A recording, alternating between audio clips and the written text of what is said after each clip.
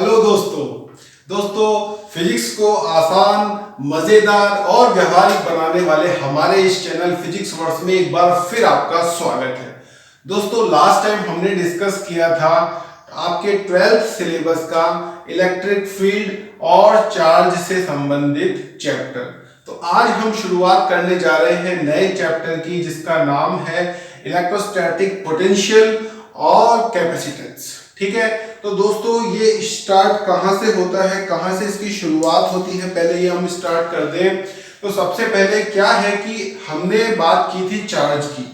जब चार्ज किसी कहीं पे रखा जाता है और उसके पास कोई दूसरा चार्ज लाया जाता है तो वो उस पर एक फोर्स लगाता है और फोर्स की वजह से वो उसको खींच भी सकता है, वो उसको धक्का भी दे सकता है। तो दोस्तों क्या हो रहा है कि जब वो खींच रहा है तो उसको, अगर हम उस चार्ज को रोकना चाहते हैं, खींचने नहीं देना चाहते, तो भी हमें एक्सटर्नल फोर्स लगाना पड़ेगा।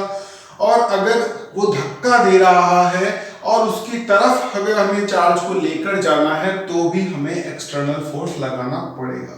तो जब भी हम एक्सटर्नल फोर्स लगाते हैं किसी कंजर्वेटिव फोर्स के अगेंस्ट, तो हमें वर्क करना पड़ता है। ठीक है, और यहां से डेवलप होती है फोर्स की एप्लीकेशन।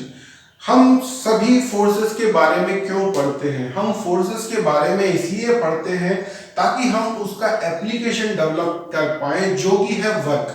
और यहां हम वही करने जा रहे हैं। तो आइए शुरू करते हैं हम हमारा चैप्टर। और फर्स्ट टॉपिक जो हम लेने जा रहे हैं वो है आपका इलेक्ट्रोस्टैटिक पोटेंशियल। तो दोस्तों इलेक्ट्रोस्टैटिक पोटेंशियल को हम कैसे डिफाइन कर सकते हैं कि जैसा कि मैंने आपको बताया कि कभी भी कोई चार्ज रखा जाता है Q और उससे कुछ दूरी पर एक दूसरा चार्ज रखा जाता है, लेट्स सपोज Q0। तो यहां पर क्या होगा, मान लीजिए ये पोजीशन है A और ये पोजीशन है B।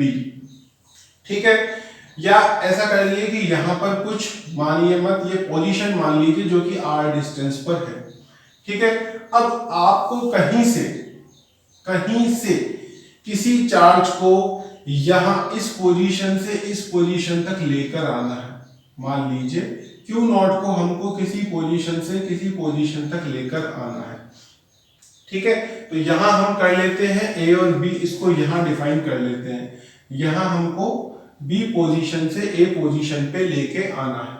ठीक है, तो जब हम यहां से इसको शिफ्ट करना शुरू करेंगे तो दोस्तों ये इस पर एक फोर्स लगाएगा और उस फोर्स की वैल्यू होगी आपकी जिस भी डिस्टेंस पर ये है। जैसे मान लीजिए अभी मान लीजिए ये x डिस्टेंस पर है, तो अभी भी इसके ऊपर एक फोर्स लगा रहा है जिसकी वैल्यू है k Q0 अपॉन x²। ये एक फोर्स लगा रहा है। अब जब हम इसको शिफ्ट करना चाहते हैं यहां से यहां तक, तो ये नहीं चाहता, क्योंकि ये एक रिपल्सिव फोर्स है, दोनों पॉजिटिव चार्ज है, तो ये एक रिपल्सिव फोर्स है। ये नहीं चाहता कि ये इसको अपने पास नहीं आने देना चाहता, क्योंकि रिपल्सिव फोर्स लगा रहा है। ठीक है, फिर भी हम एक एक्सटर्नल फोर्स लगाकर इसको यहां B से A पर शिफ्ट करना चाहते हैं, तो डेफिनेटली हमको काम करना पड़ेगा।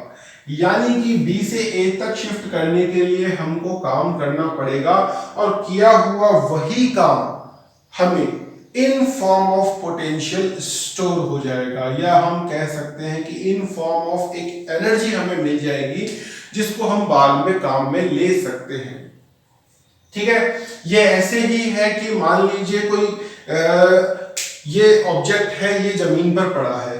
ठीक है, तो जमीन पर पड़ा हुआ कोई भी मास जो है, अब नीचे की तरफ एक कंजर्वेटिव फोर्स काम कर रहा है जो कि है ग्रेविटेशनल फोर्स। तो ग्रेविटेशनल फोर्स नीचे की तरफ काम कर रहा है, वो नहीं चाहता कि कोई उसके अगेंस्ट कोई काम हो, लेकिन स्टिल हम इस मास को यहां से उठाकर इसको h हाइट तक ले जाते हैं।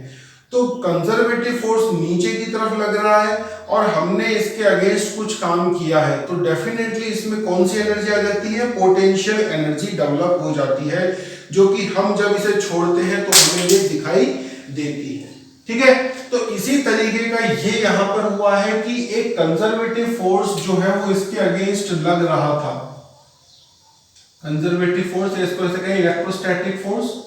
इलेक्ट्रोस्टैटिक फोर्स यहां इस पर लग रहा था, जिसके अगेंस्ट हमने एक्सटर्नल फोर्स लगा के इसको चार्ज को यहां से यहां शिफ्ट किया है। ठीक है, तो यहां पर हमारा पोटेंशियल जो है वो क्या हो जाएगा, VA माइनस ऑफ VB, यानी कि B से A तक हमने शिफ्ट किया है। तो दोस्तों पोटेंशियल किस पर ज्यादा होगा बताइए, जब भी हमने इसको यहां से यहां शिफ्ट किया था, कंजर्वेटिव फोर्स के अगेंस्ट काम करना है, हमेशा ध्यान रखिए फोर्स के अगेंस्ट काम होगा तो ही वर्क डन डेवलप होगा। ठीक है, तो यहां पे डेफिनेटली काम बढ़ने वाला है भाई, यहां कम रहा होगा, यहां आपने ज्यादा काम कर लिया होगा, तो डेफिनेटली पोटेंशियल A का ज्यादा होगा और B का कम होगा। तो VA माइनस VB होगा work done by external force from B to A upon Q not, यानी जिस चार्ज को हम शिफ्ट कर रहे हैं वही हमारा अपॉन में आएगा। ठीक है, तो वर्क इसको हम कैसे डिफाइन कर सकते हैं, इसको आपको बहुत ढंग से समझना होगा कि हमने ये क्या किया है, इसी से ही हमारा पूरा चैप्टर चलेगा।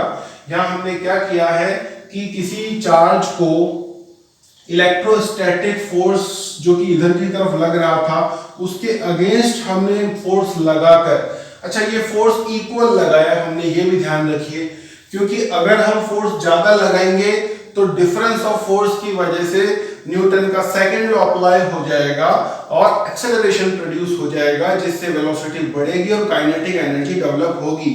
तो आप पोटेंशियल एनर्जी का सटीक अनुमान नहीं लगा पाएंगे। तो हमें फोर्स उतना ही लगाना है जितना कि इलेक्ट्रोस्टैटिक फोर्स बैलेंस हो जाए, ताकि पोटेंशियल सारा का सारा जो वर्क डन है वो पोटेंशियल एनर्जी में कन्वर्ट हो और हमें दिखे।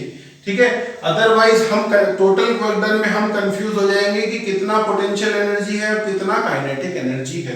तो काइनेटिक एनर्जी को हमको बिल्कुल भी जीरो रखना है, काइनेटिक एनर्जी को डेवलप नहीं होने देना है। और ये ऐसे ही हो सकता है जब हम जो है यहां पर उतना ही फोर्स लगाएं जितना कि एक्सटर्नल फोर्स हमें उतना ही लगाना है जितना इलेक्ट्रोस्टैटिक फोर्स को कंपनसेट किया जा सके।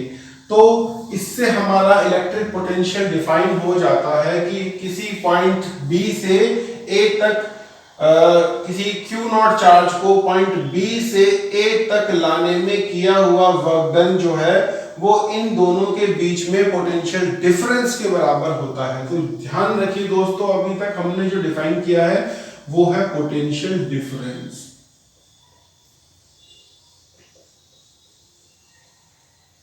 ठीक है, पोटेंशियल का हमेशा पोटेंशियल एनर्जी हमेशा एब्सोल्यूट क्वांटिटी नहीं है, ये एक रिलेटिव क्वांटिटी है। जब हमने यहाँ पर भी इसको किया था कि mgh है तो वो तब mgh है जबकि यहाँ की हाइट 0 है। अगर ये हम नीचे कर लेंगे तो हाइट का डिफरेंस मेजर होगा। ठीक है, तो पोटेंशियल एनर्जी भी आपकी तब डिफाइन, पोटेंशियल जो है वो आपका एक एब्सोल्यूट क्वांटिटी नहीं है, वो एक रिलेटिव क्वांटिटी है। तो यहां हमको डिफाइन करना पड़ेगा कि A का पोटेंशियल B के रेस्पेक्ट में ज्यादा है। कितना ज्यादा है? उतना ही ज्यादा है जितना कि आपको Q नॉट को B से A तक शिफ्ट करने में काम करना पड़ा। तो यहां ध्यान में रखने की बात क्या है, की नोट पॉइंट क्या है? एक तो इलेक्ट्रिक पोटेंशियल जो है, electrostatic potential always is against the electrostatic force. ठीक है, पॉजिटिव चार्ज के लिए जब भी आप इलेक्ट्रिक फोर्स यानी कि चार्ज की डायरेक्शन में, यानी कि या फिर ऐसे कह दीजिए कि यहां से इलेक्ट्रिक फील्ड की डायरेक्शन हमेशा पॉजिटिव से दूर होती है। ठीक है, तो इलेक्ट्रिक फील्ड की डायरेक्शन में जब भी आप बढ़ेंगे तो पोटेंशियल राइज होगा, क्योंकि इलेक्ट्रोस्टैटिक फोर्स के अगेंस्ट काम करना पड़ रहा है और वही हमें एनर्जी प्रोड्यूस करवा रहा है।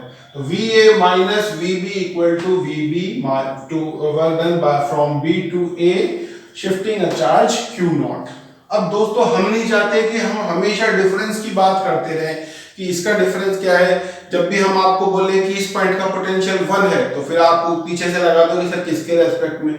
जब हम बोले आपका इस पॉइंट का पोटेंशियल 2 है तो आप बोलो सर किसके रेस्पेक्ट में। तो ये रेस्पेक्ट वाला जो कॉन्सेप्ट है इसको हटाने का एक ही तरीका है कि ये दूसरा वाला पॉइंट जो है वो पोटेंशियल ऐसा हो जाए जो 0 हो।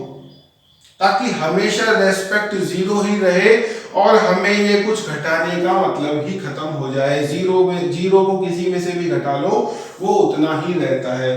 तो ये काम तभी हो सकता है जबकि बी पॉइंट जो है वो इंफिनिटी पे शिफ्ट हो जाए। यानी कि हम किसी भी पॉइंट का पोटेंशियल अगर इंफिनिटी के रेस्पेक्ट में अगर करें तो वो उस पॉइंट का पोटेंशियल एब्सोल्यूट मिल जाएगा हमें, और हमें जो है वो कंपेयर करने की जरूरत नहीं पड़ेगी, जो कि एक हमारे लिए बहुत आसान चीज हो जाएगी। ठीक है, तो अगर हम मान लीजिए बी पॉइंट को इंफिनिटी लेते हैं तो इंफिनिटी से किसी पॉइंट ए तक शिफ्ट करने में जो काम करना पड़ेगा, ठीक है। अब यहाँ पर मान लीजिए आप फोर्स पहले से है तो हमको शिफ्ट लगाने की जरूरत नहीं है, ठीक है। तो यहाँ पर क्यू इससे आर डिस्टेंस पर हमको इंफिनिटी से ए तक शिफ्ट करना है। किसको? क्यू नॉट को, जिसको हम कहते हैं टेस्ट चार्ज। क्योंकि इसका कोई रोल नहीं है तो इसको हम कहते हैं टेस्ट चार्ज। इस वाले पार्ट में इसका कोई रोल नहीं आ रहा है, ठीक है। टेस्ट चार्ज और sometimes you will heard unit positive charge. Unit positive charge ऐसा इसलिए क्योंकि जब आप इसकी वैल्यू 1 रखेंगे तो यहां पर आपका वर्क डन जो है उसका जो आपने काम किया है वही पोटेंशियल के बराबर हो जाएगा, तो और आसान हो जाएगा। दोस्तों कई बार हमको जब एनसीईआरटी हम पढ़ते हैं या कोई फिजिक्स की बुक पढ़ते हैं तो हमको लगता है ये चीज क्यों की गई है, ये चीज क्यों की गई है। जैसे मान लीजिए अभी हमने आपको बताया पोटेंशियल इसको आपको इक्वल रखना है और यहाँ आपको 1 ही रखना है, तो इस तरीके की जो चीजें की जाती हैं वो इसलिए की जाती हैं ताकि आपको ये चीज आसान बनाई जा सके। लेकिन जैसे जैसे हम उसके एनकाउंटर होते हैं तो हमें लगता है कि यार इसको और मुश्किल बनाता जा रहा है, ठीक है। तो ऐसा नहीं है, थोड़ा सा हम ध्यान से पढ़ेंगे तो हमको फिजिक्स, देखो दोस्तों बहुत ध्यान से पढ़ने का सब्जेक्ट है। आप इसको फुल अटेंशन के साथ पढ़ते हैं तो इसमें बहुत ज्यादा मजा आने लग जाता है क्योंकि ये दुनियादारी से संबंधित है। नेचर से एक्सट्रैक्ट है फिजिक्स, और नेचर से जब कोई भी चीज एक्सट्रैक्ट होती है तो वो बहुत खूबसूरत होती है, ठीक है। तो यहाँ पे भी देखिए आप कितनी खूबसूरती से इन्होंने डिफाइन किया है किसी पॉइंट पे पोटेंशियल को। अच्छा, ये बिल्कुल हमारे जो रियल वर्ल्ड है उसकी तरह चल रहा है कि हम अगर किसी का पोटेंशियल की बात करें कि हमारे पास में जो रियल वर्ल्ड में जो पोटेंशियल डिफाइन होता है वो डिफाइन होता है अमीरी से, गरीबी से।